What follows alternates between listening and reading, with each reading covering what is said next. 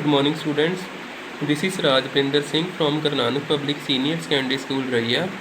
ਬੱਚਿਓ ਆਪਾਂ +1 ਦੀ ਕੈਮਿਸਟਰੀ ਕਰਦੇ ਪਏ ਆ unit number 1 some basic concept of chemistry ਉਹਦਾ ਨਾਮ ਆ +1 ਕਲਾਸ ਦੀ ਆਪਾਂ ਕੈਮਿਸਟਰੀ ਕਰਦੇ ਪਏ ਆ ਯੂਨਿਟ ਨੰਬਰ 1 ਜਿਹਦਾ ਨਾਮ ਹੈਗਾ ਸਮ ਬੇਸਿਕ ਕਨਸੈਪਟ ਆਫ ਕੈਮਿਸਟਰੀ।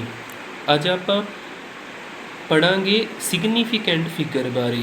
ਇਹਦੇ ਅੰਡਰ ਆਉਂਦਾ ਕੱਲ ਆਪਾਂ ਹੈਡਿੰਗ ਲਾਇਆ ਸੀ ਮੇਜਰਮੈਂਟ ਇਨ ਕੈਮਿਸਟਰੀ ਤੇ ਕੱਲ ਆਪਾਂ ਇੱਕ ਟੌਪਿਕ ਕੰਪਲੀਟ ਕੀਤਾ ਸੀ ਸਾਇੰਟੀਫਿਕ ਨੋਟੇਸ਼ਨ।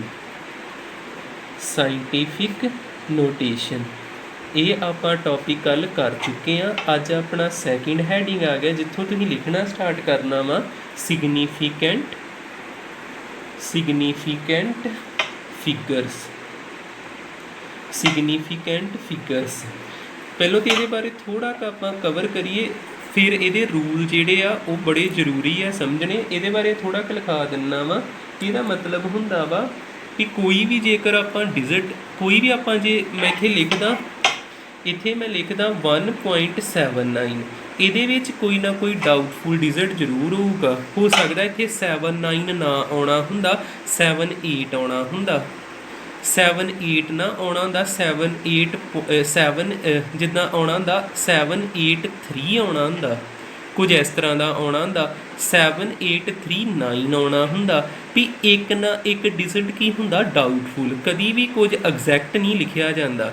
ਫਿਰ ਮੈਂ ਇੱਥੇ ਕੀ ਕਹਿ ਸਕਦਾ ਵਾਂ, ਮੈਂ ਕਹਿ ਸਕਦਾ it is defined S all the certain digits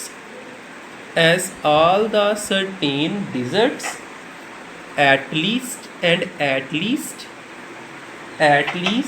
one doubtful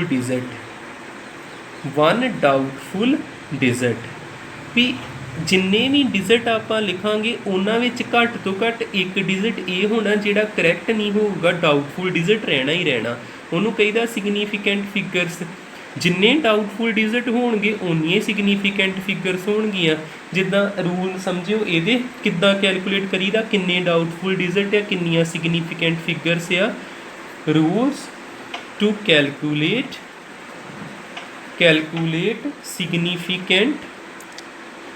significant figure।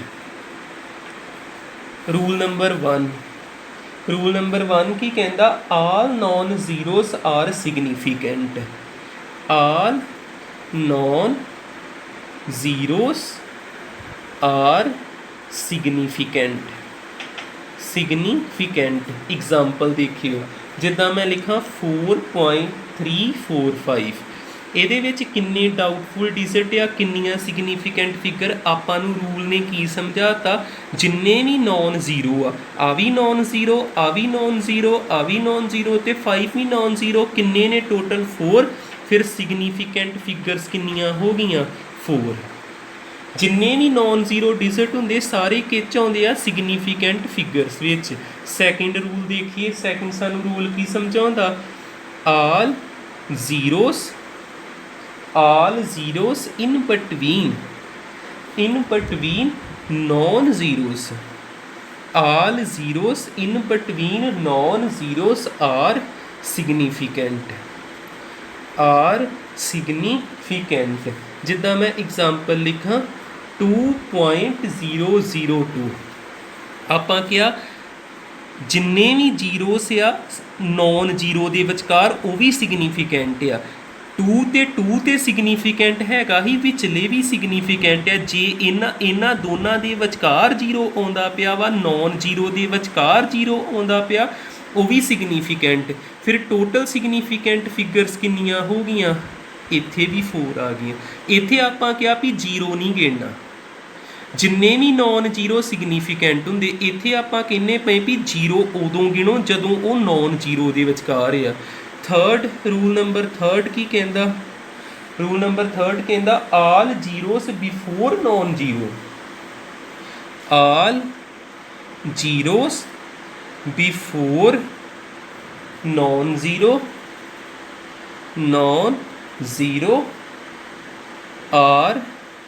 non zeros are non significant।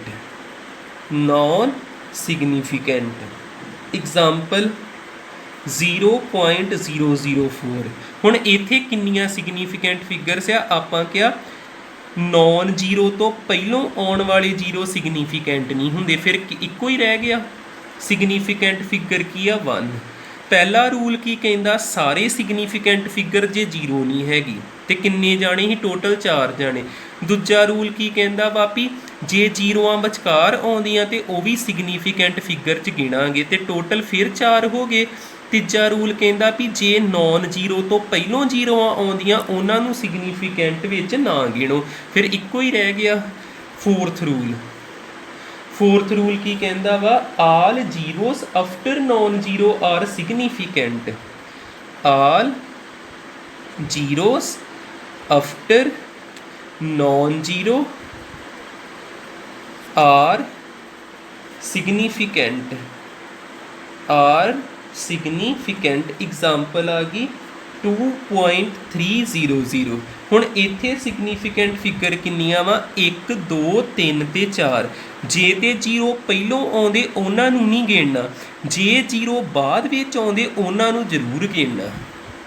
ਇਹੋ ਲਿਖਿਆ ਜੇ ਜ਼ੀਰੋ ਜਿਹੜੇ ਨੌਨ ਜ਼ੀਰੋ ਤੋਂ ਬਾਅਦ ਵਿੱਚ ਆਉਂਦੇ ਆ ਤੇ ਉਹਨਾਂ ਨੂੰ ਸਿਗਨੀਫੀਕੈਂਟ ਵਿੱਚ ਆਪਾਂ ਗਿਣਾਂਗੇ।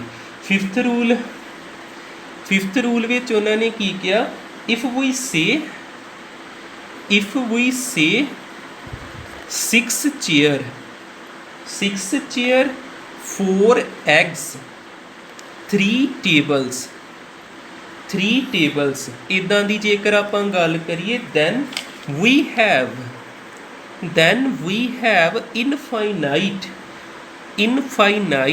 ਜਿਹਦਾ ਸਿੰਬਲ ਇਸ ਤਰ੍ਹਾਂ ਦਾ ਹੁੰਦਾ significant figures। देखो जेकर ਆਪਾਂ ਕਹੀਏ ਵੀ 6, ਦੇਖੋ ਮੈਂ ਇੱਥੇ ਇਦਾਂ ਨਹੀਂ ਕਹਿਣਾ ਪਿਆ 6 ਚੇਅਰ ਜਾਂ 2 ਟੇਬਲ, ਇਦਾਂ ਦਾ ਕੁਝ ਨਹੀਂ ਕਹਿਣਾ ਪਿਆ, ਮੈਂ ਸਿੱਧਾ ਨੰਬਰ ਲਿਖਦਾ ਪਿਆ। ਫਿਰ ਤੇ ਆਹ ਰੂਲ ਆਉਂਦੇ, ਜੇ ਮੈਂ ਕਹਾਂ 6 ਚੇਅਰਸ ਆ, ਕੋਈ ਨੰਬਰ ਨਹੀਂ ਮੈਂ ਲਿਖਿਆ ਇੱਦਾਂ ਵੀ 6 ਪੁਆਇੰਟ ਸਮਥਿੰਗ। ਚੇਅਰਸ ਦੀ ਗੱਲ ਹੁੰਦੀ ਪਈ, ਐਕਸ ਦੀ ਗੱਲ ਹੁੰਦੀ ਪਈ, ਟੇਬਲ ਦੀ ਗੱਲ ਹੁੰਦੀ ਪਈ, ਪੈਨ ਦੀ ਗੱਲ ਹੁੰਦੀ ਪਈ, ਨੋਟਬੁੱਕ ਦੀ ਗੱਲ ਹੁੰਦੀ ਪਈ। ਫਿਰ ਜੇਕਰ ਸਾਨੂੰ ਕੋਈ ਪੁੱਛੇ ਵੀ ਹਾਂ ਵੀ ਕਿੰਨੀਆਂ ਸਿਗਨੀਫੀਕੈਂਟ ਫਿਗਰਸ ਹੋਣਗੀਆਂ, ਆਪਾਂ ਕਹਿਣਾ ਅਣਗਿਣਤ। ਸਾਨੂੰ ਇਹਦੇ ਬਾਰੇ ਕੋਈ ਨੌਲੇਜ ਨਹੀਂ ਕਿੰਨੀਆਂ ਹੋਣਗੀਆਂ, ਕਾਫੀ ਵੱਡਾ ਨੰਬਰ ਆਊਗਾ, ਆਪਾਂ ਕਹਿ ਦੇਣਾ ਇਨਫਾਈਨਾਈਟ ਸਿਗਨੀਫੀਕੈਂਟ ਫਿਗਰਸ ਹੋਣਗੀਆਂ। ਲਾਸਟ ਰੂਲ ਇਹਦਾ 6th ਰੂਲ ਕੀ ਕਹਿੰਦਾ? 6th ਰੂਲ ਵਿੱਚ ਉਹਨਾਂ ਨੇ ਕੀ ਕਿਹਾ? ਉਹਨਾਂ ਨੇ ਕਿਹਾ ਦਾ ਪਾਵਰਸ ਆਰ ਨੌਨ ਸਿਗਨੀਫੀਕੈਂਟ। ਦਾ ਪਾਵਰਸ ਆਰ ਨੌਨ ਸਿਗਨੀਫੀਕੈਂਟ। ਜਿੱਦਾਂ ਮੈਂ ਇੱਥੇ ਲਿਖਦਾ ਐਗਜ਼ਾਮਪਲ ਦੇ ਰੂਪ 'ਚ 2.3 × 10 ਦੀ ਪਾਵਰ 4। ਹੁਣ ਮੈਂ ਇੱਥੇ ਸਿਗਨੀਫੀਕੈਂਟ ਫਿਗਰ ਗਿਣਦਾ, ਮੈਂ ਆਹ ਚੀਜ਼ ਨੂੰ ਨਹੀਂ ਗਿਣਨਾ। ਮੈਂ ਹੁਣੇ ਕੀ ਕਿਹਾ? ਪਾਵਰਸ ਕੀ ਹੁੰਦੀਆਂ? Non significant. ਫਿਰ ਮੈਂ ਸਿਰਫ ਇਹੋ ਦੋ ਡਿਜਿਟ ਗਿਣੂੰਗਾ। ਕਿੰਨੇ ਜਾਣੇ? 2 ਸਿਗਨੀਫੀਕੈਂਟ ਫਿਗਰਸ ਹੋ ਗਈਆਂ 2।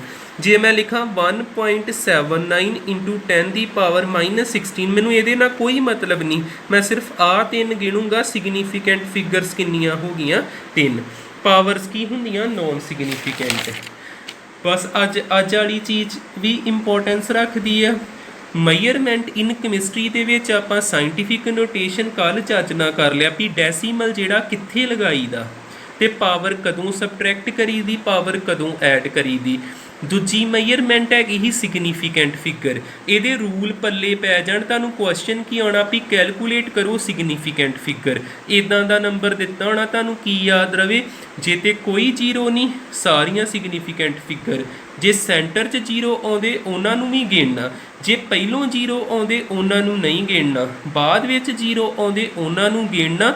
ਜੇ ਮੈਂ ਇੱਦਾਂ ਬੋਲਦਾ ਚੇਅਰ ਟੇਬਲ ਇੱਦਾਂ ਦੀ ਗੱਲ ਕਰਦਾ, ਫਿਰ ਸਿੱਧਾ ਕਹਿ ਦਿਓ ਇਨਫਾਈਨਾਈਟ, ਤੇ ਪਾਵਰ ਨੂੰ ਸਿਗਨੀਫੀਕੈਂਟ ਆਪਾਂ ਨਹੀਂ ਮੰਨਦੇ। ਤੇ ਇੱਕ ਫਿਰ ਲਾਸਟ ਜਾਂਦੇ ਜਾਂਦੇ ਗੱਲ ਸੁਣ ਜੋ, ਜਿੱਦਾਂ ਬੱਚੇ ਐਡ ਹੁੰਦੇ ਜਾਂਦੇ, ਜਿਹੜੇ ਤੇ ਸ਼ੁਰੂ ਤੋਂ ਜੁੜੇ ਉਹਨਾਂ ਨੂੰ ਤੇ ਸਮਝ ਆਉਂਦਾ ਪਿਆ, ਜਿਹੜੇ ਨਵੇਂ ਐਡ ਹੁੰਦੇ ਪਏ ਮੈਂ ਸ਼ੁਰੂ ਤੋਂ ਨੋਟਸ ਭੇਜੂੰਗਾ।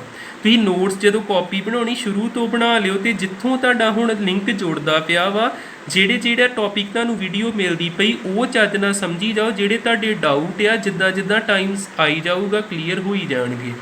ਫਿਲਹਾਲ ਮੈਂ ਤੁਹਾਨੂੰ ਹਮੇਸ਼ਾ ਹਰ ਰੋਜ਼ ਸ਼ੁਰੂ ਤੋਂ ਹੀ ਨੋਟਸ ਭੇਜਣੇ ਆ ਤੇ ਆ ਜਿਨ੍ਹਾਂ ਦਾ ਤੇ ਉਹ ਕੰਪਲੀਟ ਆ ਉਹ ਸਿਰਫ ਅੱਜ ਦਾ ਕਰਨਗੇ, ਜਿਨ੍ਹਾਂ ਦਾ ਹਜੇ ਇਨਕੰਪਲੀਟ ਆ ਕੋਈ ਕਾਪੀ ਨਹੀਂ ਲਗਾਈ ਉਹ ਕਾਪੀ ਲਗਾ ਕੇ ਸ਼ੁਰੂ ਤੋਂ ਸਾਰਾ ਉਤਾਰਿਓ। Thank you.